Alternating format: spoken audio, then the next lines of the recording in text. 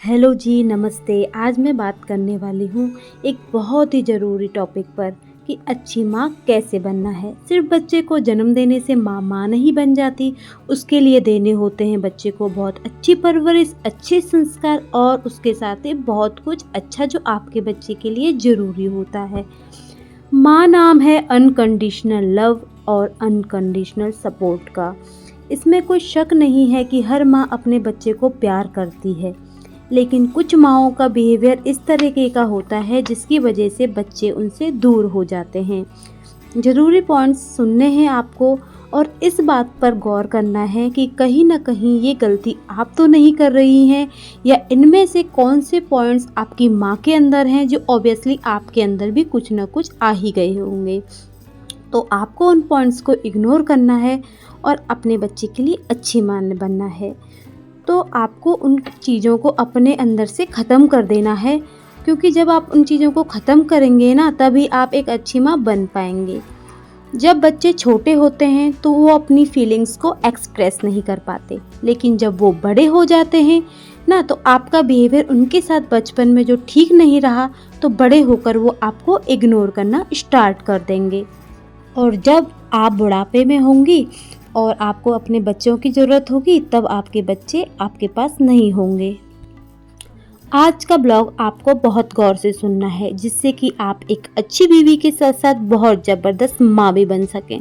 अगर आपके बच्चों में, चाहे वो आपका बेटा है या आपकी बेटी है, उनसे कोई भी गलती हो जाए और वो अपनी गलती आपके साथ शेयर करना चाहें या आपको अपने दिल की बात बताना चाहें, तो आपको उस वक्त उसकी माँ नहीं बनना, बल्कि उस वक्त उसकी दोस्त बनना है। चाहे आपके बेटी या बेटी का जितना भी कसूर हो, बच्चों से जब गलतियां होती हैं ना, तो वो अपनी माँ में ही अपना सपोर्ट तलाश करते हैं, और माँ ही उनको सपोर्ट ना करें, अल्टीमेटली बच्चे बाहर वो सपोर्ट तलाश करते हैं। और अगर आपके बच्चों में कोई गलती हो जाए और शेयर करें, तो उनकी दोस्त बन जाना और उनकी सारी बातें बहुत अच्छे से सुनना, क्योंकि अगर उस वक्त आप उनकी माँ बनेंगी, दोस्त नहीं बनेंगी और उन्हें डांटेंगी, तो नेक्स्ट टाइम आपके बच्चे कभी अपनी गलतियों को आपसे नहीं बताएंगी और आप पर ट्रस्ट उनको नहीं आएगा।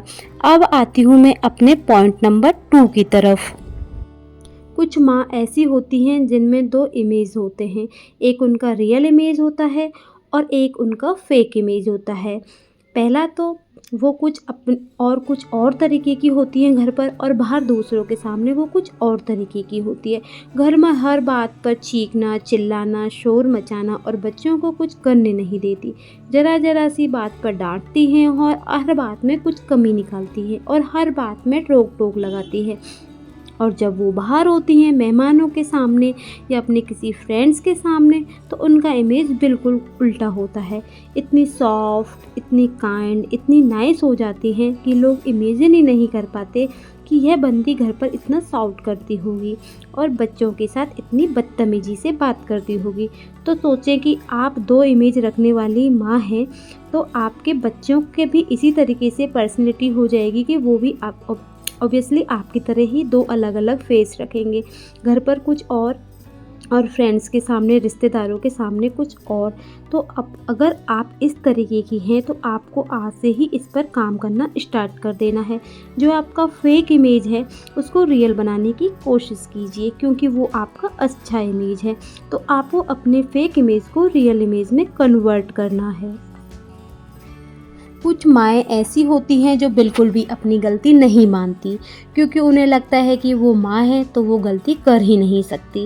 वो गलती कभी कर भी नहीं सकती और वो गलती कभी अपनी मानती भी नहीं, क्योंकि वो तो माँ है और बच्चे ज़्यादा छोटे होते हैं। तो बच्चों को क्या पता, और मेरा तजुर्बा इतना ज़्यादा है, मैंने इतनी उम्र गुजारी है, मुझे तुमसे ज़्यादा पता है, तुम्हें क्या पता, तुम तो बच्चे हो।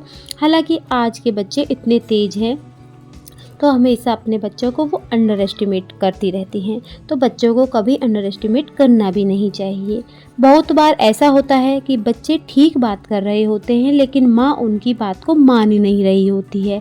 अगर आप अपने बच्चों को के दोस्त बनते हो और अगर आपको अपने बच्चों के साथ बॉन्ड को मजबूत करना है, तो आपको अपने अंदर थोड़ी लचक पैदा करनी होगी और आप अपनी गलती मानेंगी ना बच्चों के सामने कि हाँ बेटा मेरे से गलती हुई है, मैंने ये गलती कर दी है, तो आपके बच्चे आपको ही फॉलो करेंगे।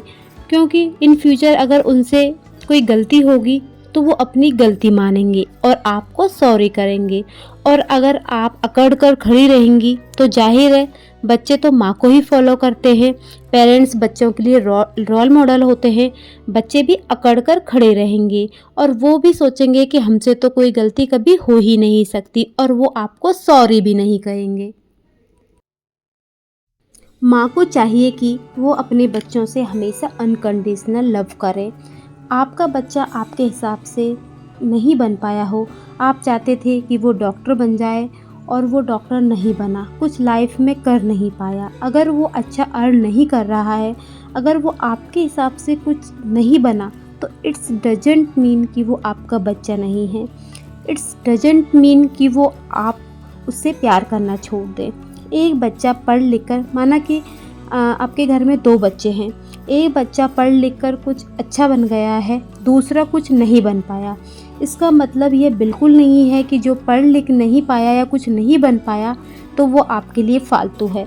अक्सर पेरेंट्स ये गलती करते हैं कि जो बच्चा पढ़ लिख कर कुछ बन गया है, वो कुछ घर में पैसा देना स्टार्ट करता है, तो पेरेंट्स उसकी इज्जत करना स्टार्ट कर देते हैं और दूसरे को फालतू समझकर इग्नोर करते हैं।